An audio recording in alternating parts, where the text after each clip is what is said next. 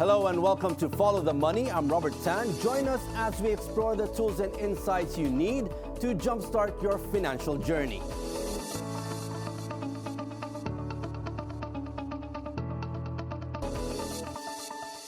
Today on Follow the Money, we're zooming in on the Filipino middle class. Are we growing stronger or quietly collapsing under pressure? From side hustles to skyrocketing debt, TikTok lifestyles to OFW remittances, we're unpacking the hard realities behind the middle class dream and whether it's still within reach.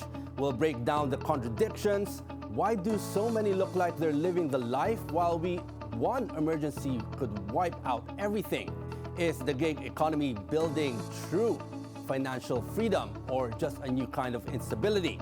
And are we as a nation dangerously lagging behind in financial literacy even as the way we earn and spend evolves? And joining us today is Dr. Alvin Ang, Professor of Economics at Ateneo de Manila University. He's been studying the Filipino middle class for years, and he's here to help us understand what's really going on behind the numbers. Good afternoon, Professor Alvin. Welcome to Follow the Money. Good afternoon, Robert, and to all the viewers. Thanks for joining us today. Professor, let's start with this. Now, how do you define the middle class today, and are we really growing or quietly collapsing under pressure?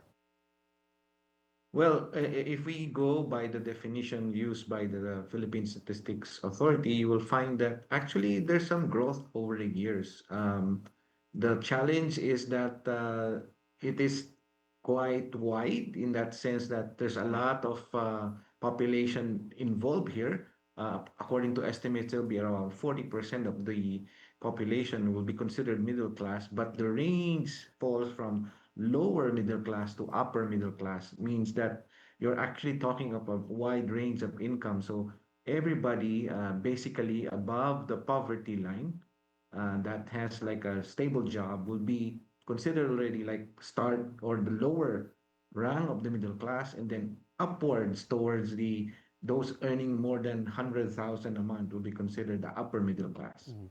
Now, Professor, why does it seem like many Filipinos appear to be doing well with new phones, travel, TikToks, but are actually just one emergency away from going broke?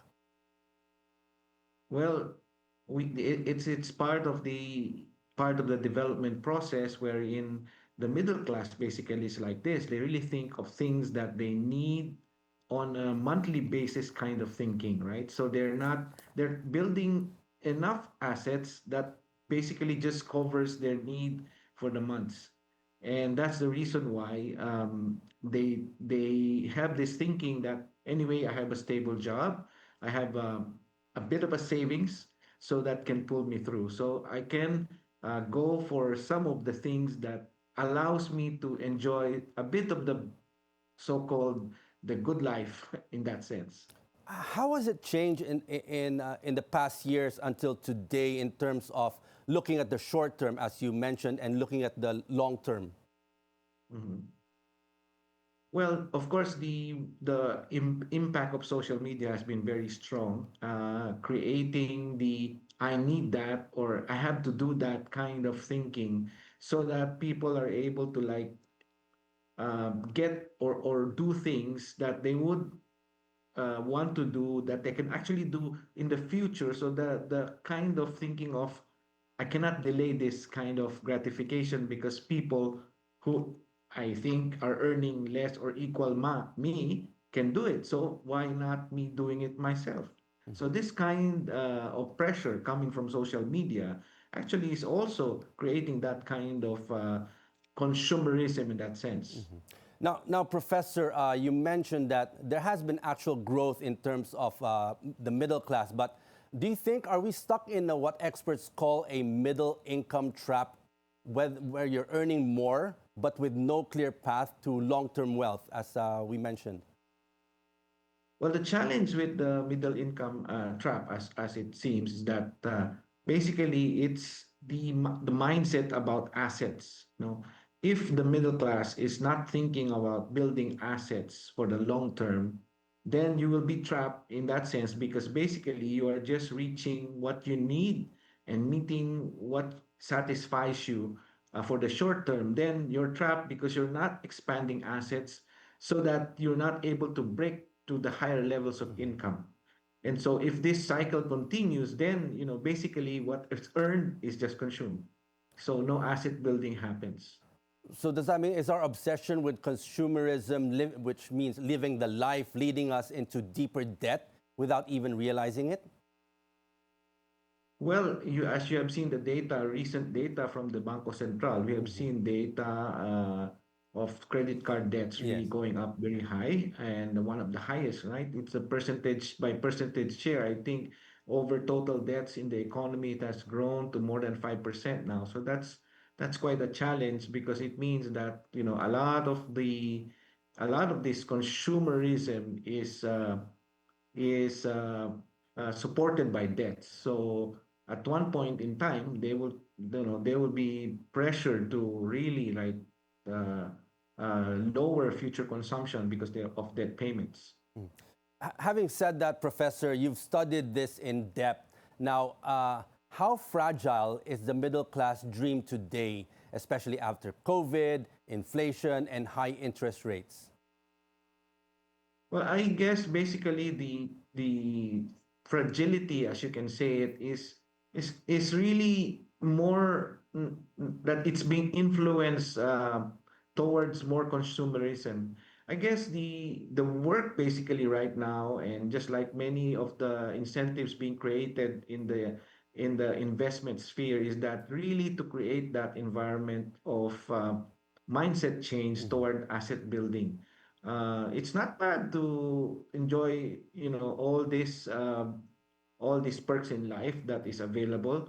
But at the same time, there has to be a thinking of building assets, solid assets that can be used for business, that can be used for future cash flows, and even retirement. Sad to say, very few Filipinos have really thought about retirement, and many are thinking only when they are almost there, retiring. So the asset building does not start when you are 40. You start when you start earning, right? So part of it should be already being part for asset building. So most of the middle class, if they are in their 30s, 40s, they should have started to take on quality assets and not just assets that are used for the day. So most people will have just very basic asset dreams like having a small house, having a car, having all the appliances at home. Though this will make our life comfortable today, but they don't necessarily you know create asset that rises in value in the future. So does that mean, are you saying that there's still need a lot to be done in terms of providing financial literacy to Filipinos? Yes, essentially financial literacy, well, it's a life skill, no? It cannot be taught very easily in school. It is something that all of us needs. Once in a while, we have to like go back to the basics of having our own financial plan. Most of the middle class, they work in big companies that does annual budgeting exercises, planning exercises. If I would be giving an advice, I would tell people, no, do it yourself. Do your own budgeting.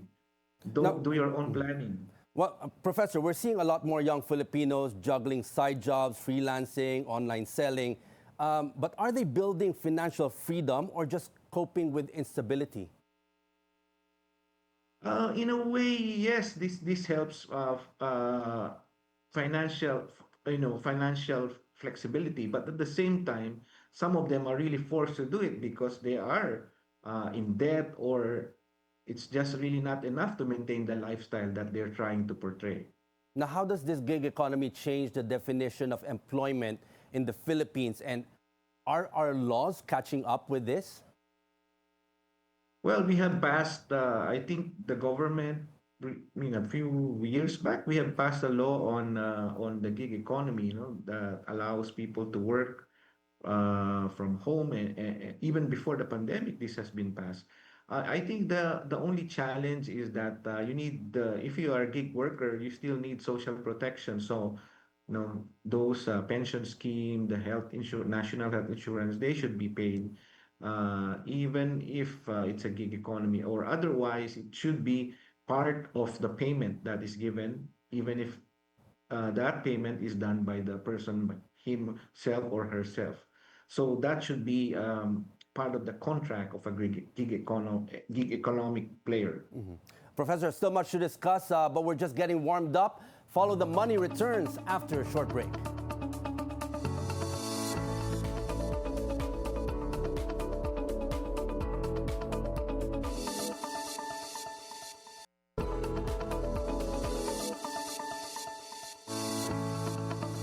You're still watching Follow the Money. Still with us is Dr. Alvin Ang, Professor and Director of the Ateneo Center for Economic Research and Development at Ateneo de Manila University, as we continue our deep dive into the state of the Filipino middle class. Now, Professor, we were talking about before the break about financial literacy.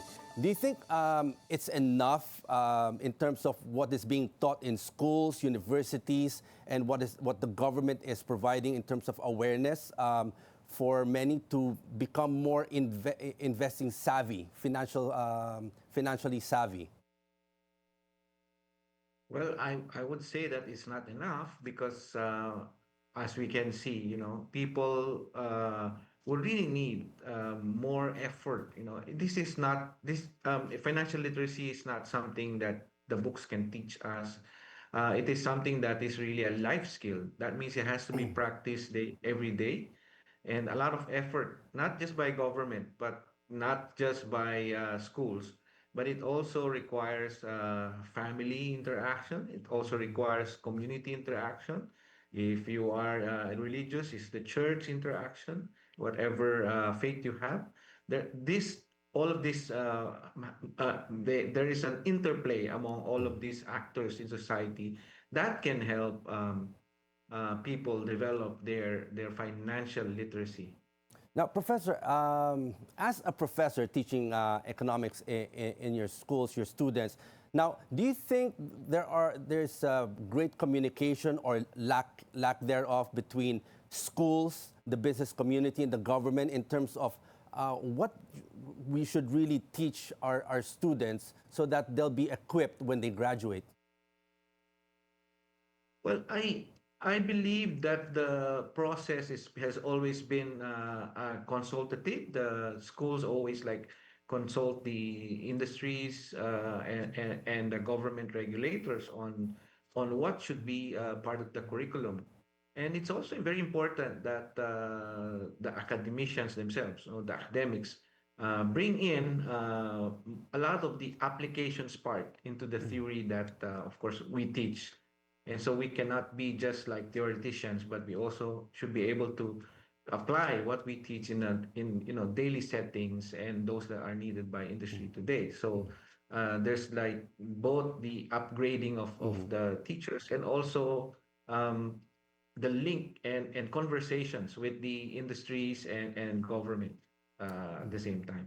Professor, do you see a gap here? Because you mentioned a while ago that a lot of the middle class right now look on the short term, spending more. We've seen data that people are in debt more today. What is lacking, and what needs to be done to fix that? Well, it's not very easy to change behaviors based on what you are being influenced at on a day-to-day basis. So it's really, for me, it's really a personal evaluation all the time. Where am I in my financial goals? People really, just go by the day, go by the month. So you really have to think of long term in this sense, and that's not very easy because people really have to invest time on it. As much as they would like to earn all of these things today, there should be some sort of a forced understanding of some of the things that you earn today or the income that you earn today. Some of it really has to be forced aside, set aside for asset building and for future requirements. Do you think there should be a stricter curriculum in terms of financial literacy in schools, not only in universities but also in the lower tier schools? Yes, there are financial literacy courses, but as I said, there are if it's a theoretical exercise and students can really game it, but it's a skill. So I mean, if in any case possible, it has to be demonstrated not only in schools but also where the students are in their homes, in their everyday use of the so-called their baon, how to manage their baon, and so on. Um, it's a lifelong process. So Still a lot to I do. mean, in my own basic economics course, I teach financial literacy. But I would believe that the students can get the idea, but they still have to practice it on their own. Now, Professor, let's look at the OFWs right now. The OFW remittances have long saved our economy, but are they also hiding the government's, let's say, failure to build real local opportunities for them?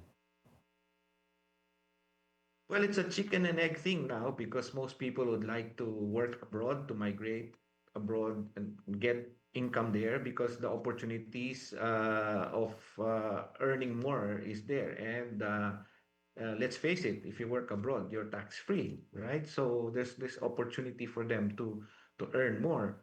However, that does not take out the responsibility of the state to provide better opportunities for our people to work within the country. And what the OFW is doing is really for their family. They're not doing it for their country per se, but because of the volume, the number, it becomes a national. It creates a national impact, and so that's why that is a private decision versus the public requirement. So the disconnect there basically is that all the remittances that are being sent back to the Philippines are for private use. So the state really don't have a say on the money, but the money that is sent back here in foreign exchange helps us to do a lot of other things like pay our import bills, which is more than what we export. So what can be done really is to use the foreign exchange wisely, as we are trying to see, as we have been seeing the central bank is doing. Now, Professor, how can we help the OFWs more in terms of when they send money here, it just doesn't go to spending, but also investing? And how do we teach them? Because I've seen a lot of OFWs being scammed. How do we get rid of that for them to be more, again, financially savvy and look and research on how to invest, where to invest, so that they don't get scammed by this get-rich-quick schemes that's been happening online? Mm. Well, actually, the government has designed a program. Even before they leave, they have to go through these different processes. Uh, but again,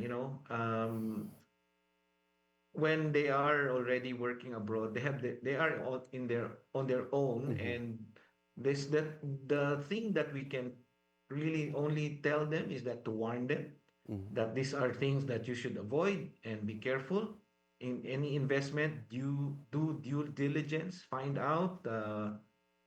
There's always the probability of earning more, but there's also the The probability risk. of high risk in doing so. So it's a process that you really need to instill in them.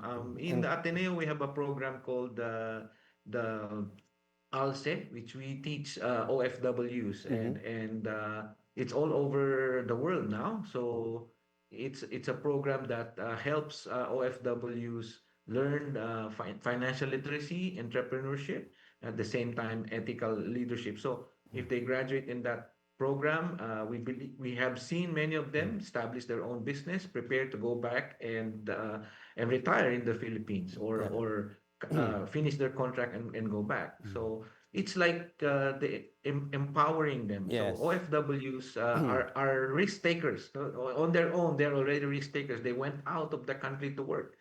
But then you just have to channel it correctly that they take the right risk and manage their risk well. Yeah. Now, Professor, what happens to our economy if the OFW heavy markets suddenly dry up due to conflict, recession, or even AI replacing jobs abroad? Those are possibilities, but we have seen this play, for example, during the global financial crisis, during COVID. We have not really seen such a huge drop in remittances. Just like I said, these are private flows. These are money sent back to their families. And if they dry up, they would still try their best to send, just like what happened during the global financial crisis and during the COVID pandemic. But of course, there has to be some preparation made by the state, by the government to prepare in such an eventuality. How are we able to Yeah. manage the economy when such thing Yeah. happens? Having said that, Professor, So now, do you think, should we start designing a post-remittance economy? What industries or sectors do you think hold the key to a truly empowered Filipino middle class? well, we are really, to be honest, we have a huge agricultural sector that is, I should say, underinvested. We can do a lot with that. If we can just provide for our own food, at least, and it's not requiring so much resources like building buildings and huge infrastructure. So if the base are provided by the state, then I think we can do that. Many OFW, especially who came from the Can go in rural that sector. areas, yeah, they can help and just convert their learnings, their experiences, and bring it home. Now, finally, Professor, if you had 60 seconds to speak directly to the Filipino middle class, what should we understand now about our money, our future, and how we can regain control? Well, basically, if you are a middle class right now, I suggest that you go back to your books, look at your expenses in the last few months, try to find out, trace where am I spending the most. I think most people have not even recorded any of their expenses on a daily basis. If the companies are doing that, you should be doing that as well. Record your expense every day, at least for the next 3 months, and see which among this, after 3 months, evaluate which among these expenses you don't really need. You can cut them, you can live without them, right? And then convert them to paying debts and convert a bigger chunk of them for your asset investment. Build up your assets in the future. You don't live only for the day. That mentality of YOLO is YOLO, okay, yes. but think about the long term. Yeah. Okay, Professor, now let's go to our rapid fire questions. You just have to answer yes or no. You don't need to explain your answer. Let's start with this. Do you think flirting with financial risks can sometimes be as thrilling as flirting with someone new? Yes or no? No. Is it tempting to spend now, worry later when the middle class dream feels just out of reach? No. Okay, when life throws financial curveballs, do you believe a little charm can help you bounce back faster? No. Do you think a confident smile can make any financial stress disappear, at least for a moment? Yes. Okay. Is juggling money and romance your kind of multitasking magic? Yes or no? I can't answer. Probably no. No, okay. And complete the sentence. Money is the root of all. Money is the root of all challenges. Okay, great. Thank you, Professor Alvin, for your insights on how our middle class can cope with issues concerning that sector. Thank you. Thank you, Robert, for having me. Thank you, Professor, for sharing us with your valuable insights. Your perspectives have truly shed light on the challenges and opportunities facing the Filipino middle class. In today's economy, doing more isn't always about ambition. Sometimes it's just about making it to next month. Master Chef Australia Hayden Quinn agrees, saying, if you have a full-time job, a side hustle, or a few things on the go, help keep the bills paid. And that's it for today's edition of Follow the Money. I'm Robert San. Thanks for watching. Keep it here on BNC, the Bilyonaryo News Chat.